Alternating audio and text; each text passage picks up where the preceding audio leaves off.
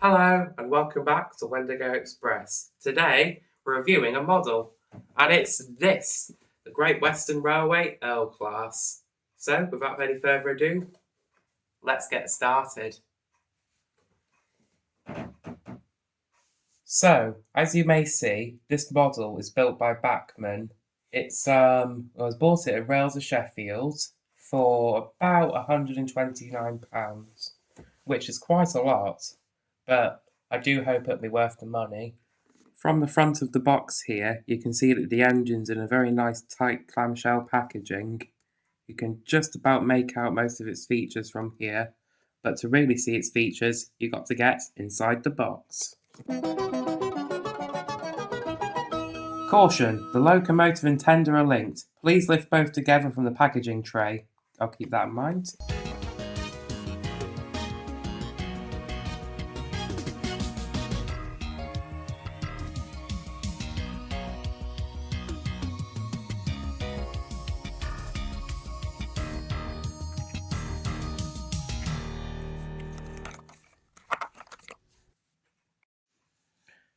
And here it is, the magnificent Great Western Railway Earl class. My word, it does feel quite weighty in the hands. Not as weighty as the diesels I've reviewed, unfortunately, but it still feels quite heavy. So, let's check out the detail. And here's the engine now, on the rotating circle.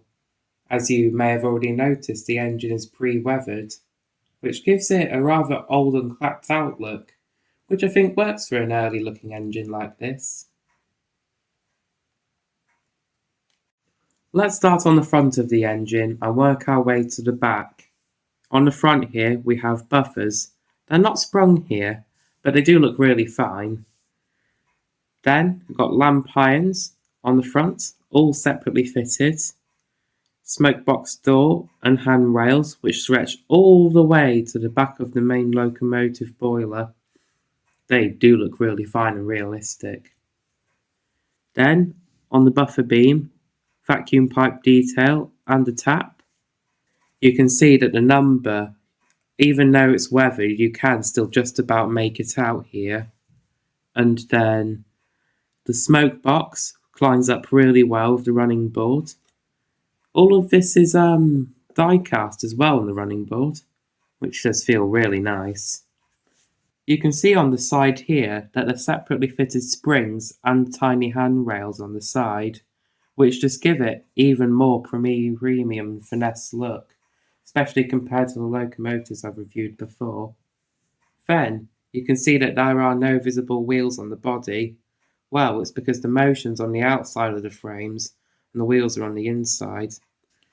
Onto the front of the cab now, we have another tiny fine separate handrail here, two tiny fine little whistles, which I think are made of plastic, and then the safety valve here, which is nice and weathered, all looking really fine and well put together.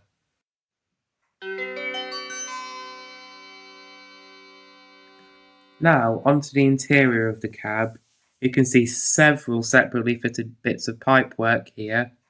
You can see the water gauge, you can see the regulator properly, the brake handles on the tender are just about visible, and also you can see an extra gauge, or is that a bell? Probably is a bell. All looking really incredibly well made. Kudos to Bachmann on this one. Then, on the start of the tender and the tender gap, you can see there's a full plate, which is adjustable, using a pair of tweezers to move it up and down there. And also, lots of brakes for the tender, which do look really nice. Don't want to touch those too roughly. Oh, that's a bit cheeky of me. One of the only true bits of livery on this engine is the BR crest, which is very well represented in the side of the model. Absolutely no faults on that whatsoever. On the back here, you can see the brake pipe again, and then same buffers as the front before, and the NEM coupling. Again, very nice and consistent with the front. Oh yeah, and also a couple of very nice and fine handrails, just as if you didn't have enough handrails already. Something I want to note here is the coal load. How fine and not plastic like it looks. It actually does have that shine of coal. And also these two little rods look like they're going to break if I mishandle them too much, so I won't.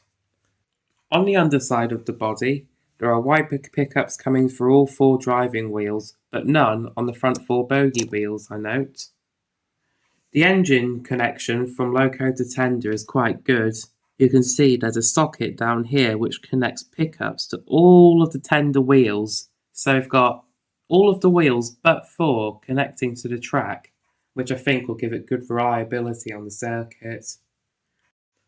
All in all, an extremely good model by Bachmann. It's got many fine separate features on it. It's finely weathered, making it look extremely realistic. And it's got a reasonable amount of weight. Can't wait to see how this engine performs. The locomotive fits onto the track like a glove. So the final question is, it's a stunner, but is it a runner?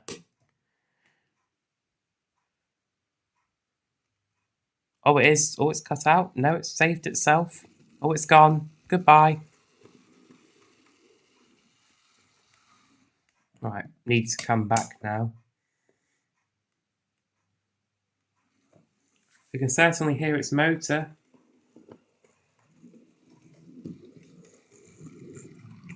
Very nice.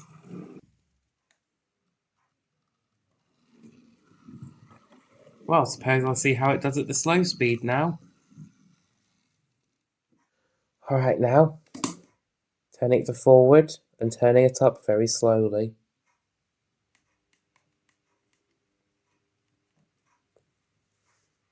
Oh, that's good.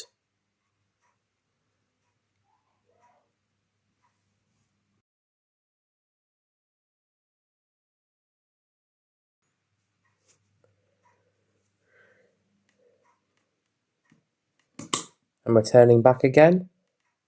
Can I do the same in backwards? Yes, it can.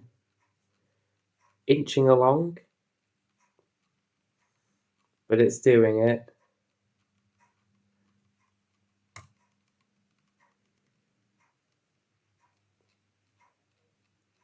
My friends, I think it's a stunner and a runner. I'll be off to run it in now. See you in a bit.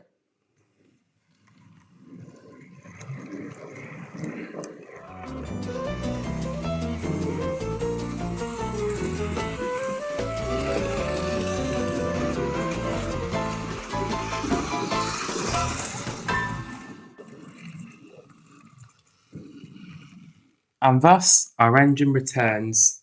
Oh, it was incredible. It ran well, perfectly reliable, no cutting out, no derailing. It just worked. And sometimes that's what just you want from a model.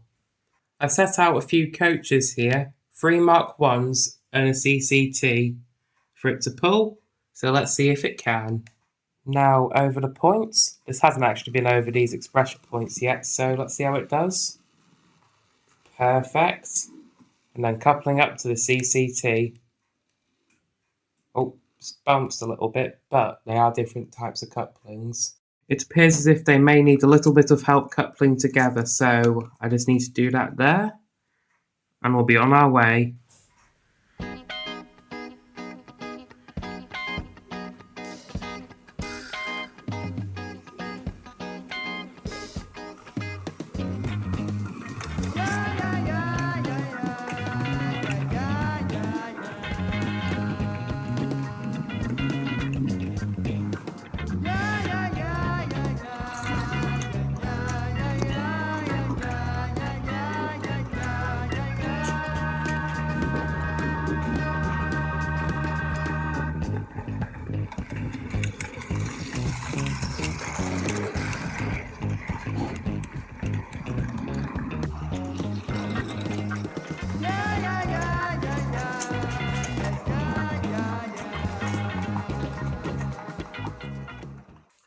And that'll be it for this edition of Wendigo Express. I can highly recommend this model. If you can find it for cheap on eBay or Rails of Sheffield or TMC or any other reputable retailer, I think you're in for a good time. So, that'll be all for this edition of Wendigo Express. Goodbye!